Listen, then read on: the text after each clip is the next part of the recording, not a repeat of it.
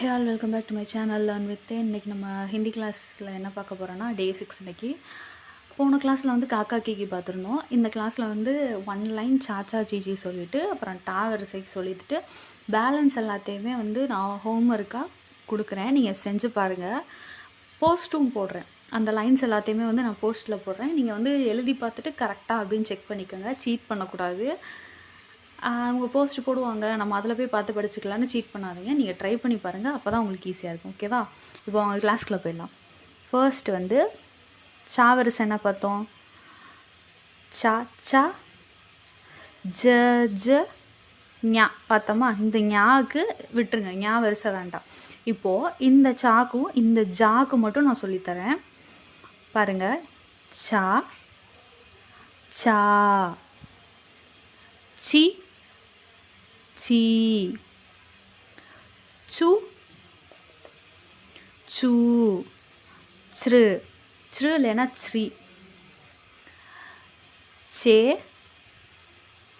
சை so சௌ some சஹ. Wait பண்ணுங்கள், உங்களுக்கு கிளியராக புரியணுன்றதுக்காக நான் தமிழ்லேயே மேல் எழுதுகிறேன். சா சா சி சி சு சு ச்ரு இல்லைன்னா ச்ரி சே சை சாரிப்பா சோ சௌ சம் சஹ. ஓகேவா? இப்போ இதுக்கு எழுதியாச்சு. இந்த லைனுக்கு இப்போ எழுதுவோம். ஸோ இதை வந்து கொஞ்சம் அந்த டே 6 இதை விட்டுருங்க, இங்கே எழுதுகிறேன். அடுத்து என்னன்னா ஜா ஜா, இந்த ஜா சொல்லுவோம்ல அதுதான். ஓகேவா? ஜா ஜா ஜி ஜி ஜூ ஜூ. இது வந்து லைட்டாக இஜ்ரு இல்லைன்னா ஜ்ரி. ஜே ஜை ஜோ ஜௌ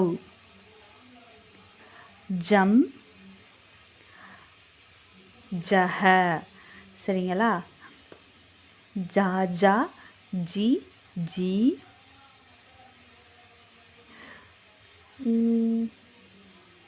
இப்படி தான் போடுவாங்கன்னு நினைக்கிறேன்.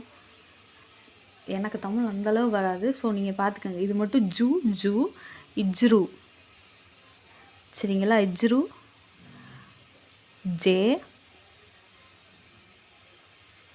ஜை ஜோ ஜௌ ஜம் ஜஹ.